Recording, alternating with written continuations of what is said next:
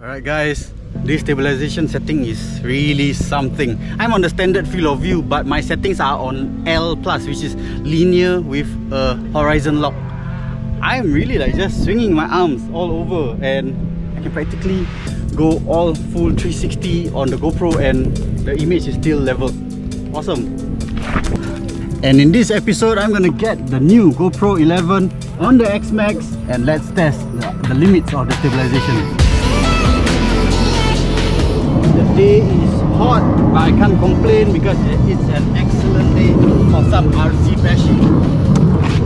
Wow. It's hot guys, bear with me, I'm gonna be sweating throughout the whole episode, but it's alright.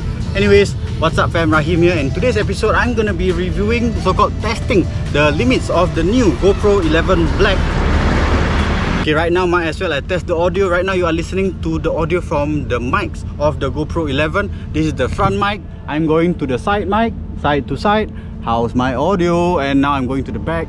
How's my audio? Right, I'm gonna switch over to the accessory, which is the media mod, and go. Alright guys, so as I was mentioning about the GoPro 7, right, it had all the camera settings that I would ever need in an action cam, but the stabilization was at its most basic. It did great, right, for handheld jobs or even putting it on a drone. Smooth flying is okay, right, but it had issue handling a lot of bumps, especially like if I were to put it on an RC car, it wasn't really there. But now the GoPro 11 has Hypersmooth version 5, right, and it is excellent. I've tried it out on a different track, never mind. Let's get you on the X Max and I'll show you what I mean. So just to quickly fill you in on the basics, this kit comes in the same form as the GoPro Hero 10. You get yourself a soft case for your GoPro, some instructions, a Type-C charging cable, one set of mounting hardware, the new Enduro battery, and then there's the camera itself, which needs to be updated to the latest firmware before your first use. And so that I don't bore you with more specs, here are some footage of stabilization tests from previous bashing sessions. So anyways, the GoPro 11 comes with a larger 8x7 sensor. It has the same resolution and frame rates of the previous at 5K 60, 4K 120 and 2.7K 240 FPS. But now this new 8x7 aspect ratio expands your creative potential, as you will now have enough information in the frame to crop whatever aspect ratio that you wish. What that means is that you can actually do a landscape or vertical format cropping in post, all with the same footage, and still make it look good. And then there is also, I guess, from this 8.7 sensor, the new Hyper View, where actually it takes this footage and stretches it beyond Super View to give you a very wide angle perspective. And also because of this new sensor, we have now this new 360 stabilization with horizon lock, where actually your horizon will always be leveled no matter where the car is going. So now let's come back to this track. I'm going to show you some runs with the GoPro 7. Okay, notice that at the start state, the stabilization is okay, alright. It does a good job of stabilizing the movements, but you can see it has a very hard time the moment it hit bumps and ruts and sends the car all over the place. We're gonna get very bad footage. But the point is, nonetheless, Hypersmooth version 1 was a far cry from what we have now. And here is where I have the GoPro 11 on Hypersmooth 5.0, and it really shines. Right now I am on the base level of Hypersmooth. Okay, basically you just set it to Hypersmooth and it will start you off here. It's the starting point, but you also do have another two higher up options of boost or AutoBoost. I'll talk about that as we go along. Right now you can see that it's already making the footage smooth. Okay, the start state is similar to Hypersmooth 1 when the conditions get rough. That's where you can see the improvement of how well this new stabilization takes over and smoothens out your footage. So now let's say your conditions are rougher than this. Like from the start state, you already know that you're gonna go through heavy rocks and ruts and a lot of drops or whatsoever. So this is where you can choose boost. Alright, boost is on basis where Hypersmooth crops in your image a bit, boost will crop in furthermore. Alright, so it is an improvement of the basic, but that's the trade-off lah. It's at the cost that your overall image is cropped in. But here's the thing, the cropping in really improves the overall stabilization, because think of it as that the image is being cropped in, but it floats around the center of the original image, right? And that is where creates that stabilization effect. So in this situation, you have to give and take. Okay, having Hypersmooth cropped in, but Boost will crop it in further. But now let's say you just can't decide. Your conditions are varying and you wanna keep as much information, or should I say footage, as you can, right? Minimize on the cropping in.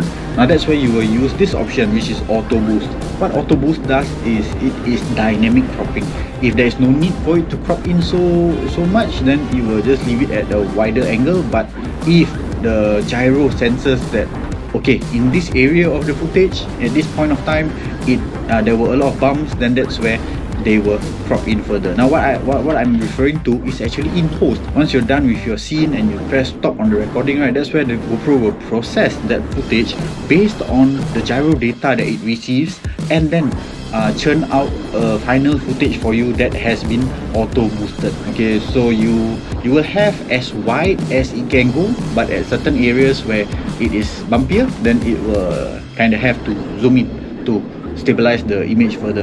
That is actually kind of what I feel like the effect of real steady is, right? But of course the end product doesn't look the same. It kind of has a different finish to it. Alright guys, back in the studio. I tried to do this summary over at Halus. The weather was just punishing. Okay, anyways, let's talk about the GoPro 11. By the way, anybody does this, like whatever protective film that came with the packaging, you cut up the extra tabs and then make use of it first while you're waiting for the proper screen protector to come along. Okay, let me know in the comments down below. So one of the things that I like about the GoPro 11 is that it's the same form factor as the previous models. Like I think it's the 9 and the 10. Right, some may say like there's no ingenuity, there's no innovation there, right? Like just copy and paste the design. But think about it, you bought the previous models of the 9 and the 10, you can use the same battery, the same additional mods that come along with it, especially stuff like the media mod that I have here, right? And also screen protectors were already on the market when this product was launched. You didn't have to like wait for other companies to start making such aftermarket items to protect your GoPro. And here's the best part about having the same form factor is that filters are already available on the market. Okay, for myself, I'm using Freewell filters. Right now, this was sent to me to test, but then again, I've been using a lot of their filters on my drones and they just work. Now, one thing I do need to highlight about this special pack is that not only you get the polarized ND8, 16 and 32, but the design of the filter is meant to work with the GoPro, the case, encasement, whatever you want to call it, that holds up the filter glass. Now this is aluminium, alright, and there are actually grooves here. Now if you guys have been working with GoPros, you will realize that it gets hot a lot, and a lot of the heat actually travels through the stock aluminium case, alright. This design actually acts like a heat sink for the GoPro, and so I think that is smart of Freewell to have designed it this way. Alright, anyways, thanks Freewell for sending me these filters. Guys, disclaimer, this is not a sponsored review of the product. They did not pay me, but they did send me a few of these packs to try out, and I'm just sharing this good stuff with you guys because their engineering has proven to me that they put some thought into it. Alright, so if you want to get more info, do check out the links in the description. So coming back, this GoPro comes with a new bigger sensor, and that gives it this new aspect ratio of 8:7. That was very weird for me at the start, right, when I heard about it, right? Like, why 8:7? Who uses 8:7? But then I realized that, oh, okay, from this 8:7 aspect ratio, you can choose in post to either crop it in, right, to make a 16:9, or from that you crop it into 9:16. So you actually have retained a lot of information in the footage, and that's where in post-processing you have all the information to crop in whichever aspect ratio that you wish, and you would have retained as much information as possible, versus if your footage was a 16:9 and you wanted to make it 9:16, you would have only cropped in a very small part of the frame. So that's very interesting, having this new aspect ratio. The new sensor gives better image capturing for taking photos, but the truth is, for myself, I don't really use an Actioncam to take photos, right? I'm mainly for videos, and that's where there is 10-bit colors. Now for myself as an editor, that really gives me versatility in adjusting the colors, right, for color correction and color grading, right? That's awesome. And now the best part about this new GoPro is clearly the stabilization. Now Hypersmooth 5.0 is something insane. You saw the footage, right? Just at base, now using the Hypersmooth at base setting was already beyond expectation. You will really smoothen out all the footage, whatever the bumps and impacts that came from the X Max, but boosting it up is really next level. But of course, besides getting smoother footage, it was at a cost that the footage was a bit cropped in. I didn't really like it. It was too narrow for me. So having AutoBoost on, that was also really something. I did get as wide a field of view as I wanted it to be, but at really extreme cases, I noticed that it did zoom in, crop in a bit just to stabilize it, and then slowly zoomed out a bit.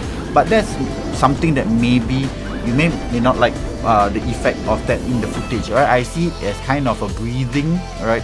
There's a zooming in, zooming out effect, right?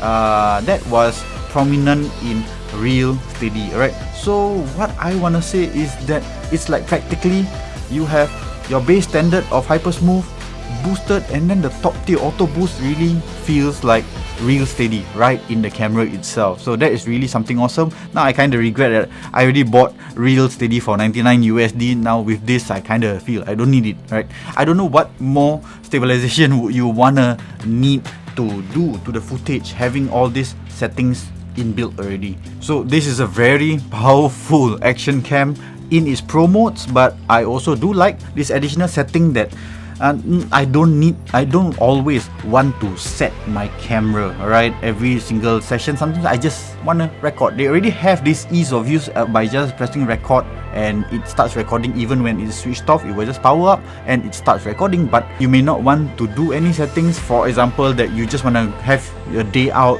with just shooting, right, with ever changing conditions. That's where you can actually set out of pro mode, go back to easy mode. And having easy mode is really easy, just point and shoot, and the camera takes care of everything else, right, to give you the best footage possible. Now that is something really helpful, but not everything is fine with this GoPro, of course, because I still do experience some issues that have been haunting all GoPros. I think it's just something that can't be resolved, but something that probably as a user you need to solve yourself, which is like for me what I've been noticing, long periods of recording, the lens will start to fog up. Alright, now we are in a humid environment, which is Singapore is high humidity, and so it's kind of either you keep your camera cool or kind of just try this after a long recording. Just make sure to check that your filter is not fogging up, open it, right, clear the moisture, and then put it back on.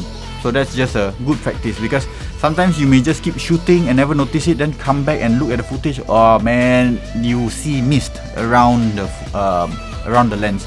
So that's not something that I know can be solved easy because of the conditions. Okay, I did mention that I liked that the form factor is the same as previous. That means I could use the media mod, but I don't know, like initial impression of the media mod wasn't that positive, right? You could hear the audio change wasn't that great. I think it was, yes, directional, or I don't know whether maybe because I had the GoPro on and just slotted it in, and then the settings were a bit off. But anyways, at first impression, it wasn't that great. The sound was directional at me, yes, but it kind of had this muffled kind of audio. But that was maybe just the conditions, because I was in an open environment and it was kind of noisy. Actually, I was near an airbase, then there was construction work going on, and so all the additional noise kind of gave an effect that it was muffled for my own voice. But when I recorded the overlay at home with the media mod, it was okay. So I don't know, I guess it's just conditions. But given that if I'm in the open, right, media mod maybe not, right, maybe just using the GoPro as is. But if I do use the media mod, my intention is actually to use with external mics, like I don't know, like a mounted cold shoe kind of mic, shotgun mic, or maybe with wireless lavaliers like my Rode Go 2 clip-on mic. Oh, and one more thing that I don't like about the GoPro is that yes, it comes with all these pro features, right, pro settings, but that is missing an exposure meter. Alright, I know that it is an action cam, why go so pro, right, on that? But the thing is, having an exposure meter helps me get the kind of workable or correct exposure to do in post-processing, because I could be using hard settings, and that's where I'm playing with ND filters, and then I'm looking at the screen and trying to estimate, is the exposure over or underexposed? Because especially if I'm standing in the hot sun, I can't see clearly what is my exposure, right? So I kind of wish there was an exposure meter that was included. But I do know, right, just to not totally bash on GoPro on this, if you connect your phone to the GoPro, is that on the phone you can see an exposure meter, right? So that's kind of not preferred. I'd rather have it just on the camera itself, right? So yeah, that's just something that I want to bring up. I wish it was improved, but maybe I'm missing something, right? If you guys do know where can I see the exposure meter on the camera itself, do leave me a comment down below, alright? And so I just want to say that I'm very glad I finally committed to getting a new GoPro. Now I kind of collect GoPros in a sense that I do go through the series, right? But my first GoPro was the 3, followed by the 5, 7. I do have an 8, but it's a naked, so I don't really get to explore the full capabilities. And I've totally skipped 9 and 10 because I found it too chunky, right? My fellow drone pilot friends, they have had the 9s and the 10s and didn't really like the form factor because it's so heavy, especially to put it on a 5-inch drone. It's gonna really bog down the drone, right? But I have expanded and I don't really feel like I want to use the GoPro for just drone footages, but also on my RCs and other stuff, right? It's really, now at this stage, it's really a go everywhere kind of action cam, right? Does great audio, great footage, stabilized. I don't feel I even ever need to put it on a gimbal, right? Especially you saw the horizon lock. Yeah, I didn't mention about that. Horizon lock, it is something really amazing. I could be moving the camera side to side all over the place and I still have a stabilized lock horizon footage, right? That is really truly something awesome. So for the price point, I bought this for about 600 plus Singapore dollars. Now this was really truly, I feel, a great buy. Worth it.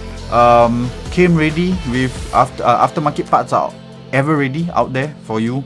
Just my fear, of course, once I think when the GoPro 12 comes out eventually, right, things will change. But it's okay because I feel at this state, this camera is way capable to at least last.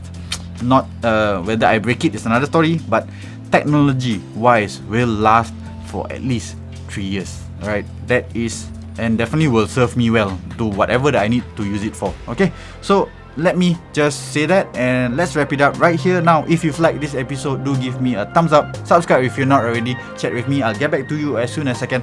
Pilots, as always, I'll see you in the skies. Peace.